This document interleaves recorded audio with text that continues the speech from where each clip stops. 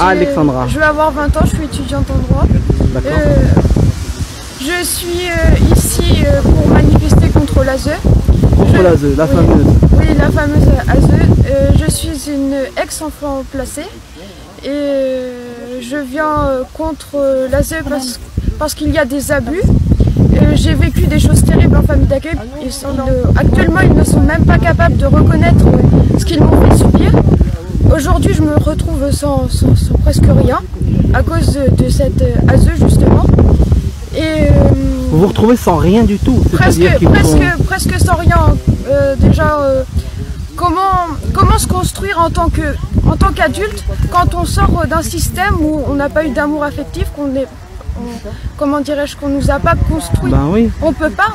Vous n'avez pas grandi dans un climat normal, enfin dans un climat social et familial normal. Non, on était toujours laissés à part, on ne parlait pas, c'était toujours dans la chambre.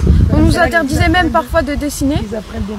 On vous interdisait de dessiner? Oui, carrément, parce qu'on nous disait que ça nous changeait la tête, qu'on devenait complètement fou. Voilà, exactement. Les dessins, mais c'était malade ces gens-là, c'est pas possible. On m'a même dit que, comment dirais-je, je faisais de la généalogie et on m'a dit d'arrêter ça parce que ça me rendait complètement conne. Bref, ils ont essayé de vous abrutir. Voilà, ils ont essayé de Et donc, je rappelle que tu es donc une ex-enfant placée, tu as été retirée de tes parents. Oui. Tes parents, tu les vois, tu les revois? Oui, toujours. D'accord, donc tu les as retrouvés une fois que tu étais majeure? Oui, un petit peu avant parce que, comment dirais-je, il y a eu une situation qui fait que moi j'en pouvais plus. Donc je suis quelqu'un qui dit moi je dis ce que je pense et donc ça n'a pas plu, ils m'ont remis chez mes parents jusqu'à mes 18 ans. Vous êtes, comme on appelle dans le jargon, une grande gueule et ça c'est bien. Voilà, c'est très bien.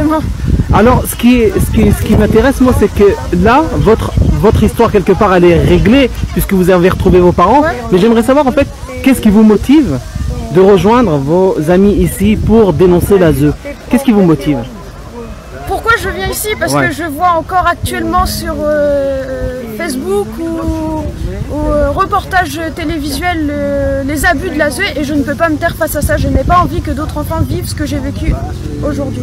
Et malheureusement, il y en a de plus en plus. Oui, il y a de plus en plus. Oui, et surtout les abus aussi par rapport aux assistantes familiales. Quand le mari d'une de mes familles d'accueil que j'ai eues m'a fait des attouchements et que personne ne m'a cru, je trouve ça totalement aberrant.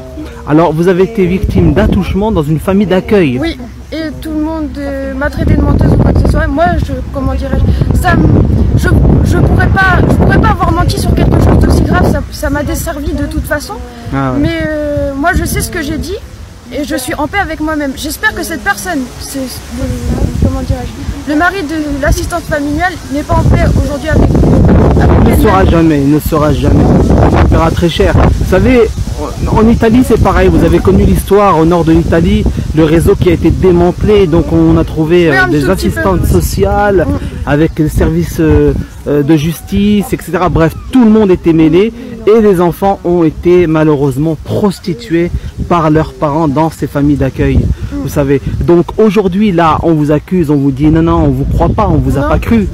Et vous voyez, le résultat il est où? C'est qu'on laisse encore des enfants malheureusement dans ces mêmes familles. Je me demande s'il n'y a pas une mafia moi derrière tout ça. Moi je pense aussi pourquoi en France on serait les seuls à ne pas connaître toute cette injustice. En France il y a aussi cette injustice là que la zone fait semblant de ne pas voir. Elle sait très bien que ça existe mais elle fait semblant de ne pas voir. Et je rajouterais même que l'ASE s'attaque aux personnes qui sont faibles socialement, économiquement. Exactement. Ça part généralement de familles décomposées, c'est-à-dire où, à cause de la violence, comme vous l'aviez raconté à l'instant, où ça peut partir de n'importe où. Voilà, on peut vous trouver le moindre prétexte peut tout de suite vous emmener en enfer. Même le manque d'amour, même le manque d'amour ou le trop plein d'amour. Voilà, trop plein, comment on appelle ça? On a dit ça tout à l'heure, c'était le trop... quand vous êtes trop affectueux avec vos enfants.